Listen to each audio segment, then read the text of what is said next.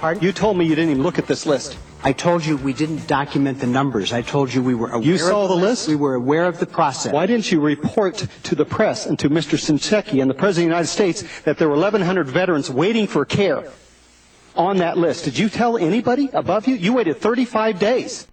That was Representative Tim Huelskamp, Republican of Kansas, on fire last night in the Veterans Affairs hearing with a couple of the bureaucrats there who are meant to answer questions like that. He now joins us. Representative Huelskamp, first of all, thank you for your work last night. Did you get any satisfactory answers?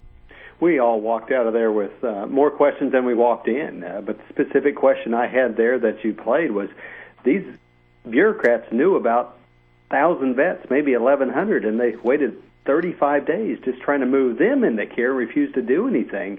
You wonder what's happening over there. I mean, we need fundamental reform, and we need veterans to actually have a choice in their health care. Well, and Congressman, you made that, the exchange went on for a couple of minutes, and you kept asking a fundamental question. What did you do to help the veterans? And the gentleman that you were speaking with, he kept, Dr. Lynch, he kept saying, well, we set up a process and we examined the process. But why is it a doctor in the VA can't answer a fundamental question? How did you give care to the vets?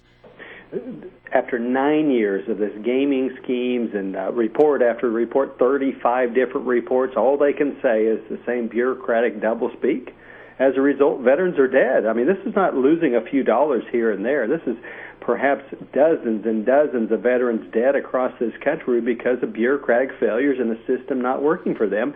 And all they can say is, gosh darn it, we really care and we're trying. That's not good enough. Now, a big focus of last night's hearing had to do with the supposed cover-up, the alleged cover-up. You got to use these words because you don't want to get implicated in anything just in case there wasn't a cover-up, even though it really looks like there was a cover-up.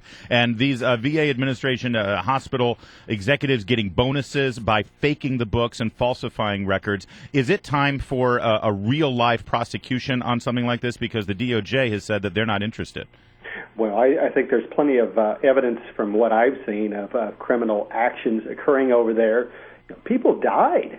Men and women died waiting on secret lists that somehow this expert went to Phoenix and couldn't find. Oh, by the way, when he was there, he didn't talk to a doctor. He didn't talk to the scheduler.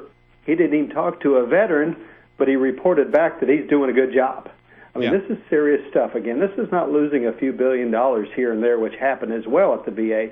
This is men and women losing their lives, and all the bureaucrats can say is, we're trying. But you know what? It goes all the way up to the top with the president and to the secretary. But there's an entire culture over at the VA of non-accountability, and that's what happens when you have a single-payer system and veterans have no choice in health care. And let's talk about that accountability and what our founders so wisely set up with regard to the balance of power. Obviously, the administration of the VA falls under the executive branch. You're right. Ultimately, it's the president's job. But you, as one of the 435 members of the House of Representatives, your job, your duty, your sworn duty, is to oversee this and make sure that the American people's interests are being cared for.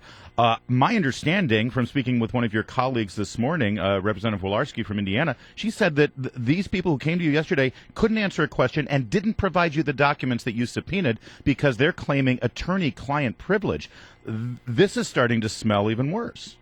Well, certainly they're withholding documents. And again, as you indicate, claiming attorney-client privilege, of course, I ask, well, who's the client? Yeah, but I thought the American people were the client. Those are our documents. Well, I have always learned that if you're pleading the fifth or claiming some type of privilege, again, this is our employees.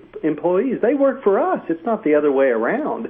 We deserve to know. The president claimed he wanted to know, but then you have this failure to provide documents, this cover-up. But we also learned last night, this is not just about Phoenix. This is about dozens. There's at least 40-some other clinics and hospitals being investigated, but every VA facility, we were told last night, that's one thing I learned, every VA facility has a secret waiting list.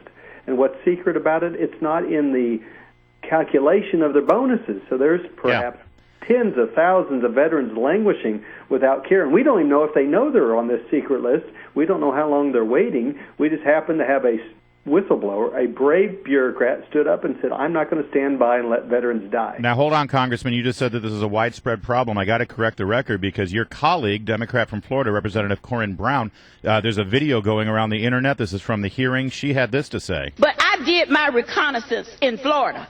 I can tell you we're doing fine in Florida. Are they doing fine in Florida? I do not know, and she would have no idea. covering for the president. I mean, let's get down to it. Veterans are dying, but yeah, there are probably facilities that are doing well. I mean, there are plenty of providers and doctors and nurses and schedulers that are doing their job, but we believe there are hundreds of others that might be involved in criminal situations trying to pump up their bonuses. In Phoenix, we understand the last 2 years, they've been given, in this failed facility, $843,000 worth of bonuses. Meanwhile, we have 40 dead veterans.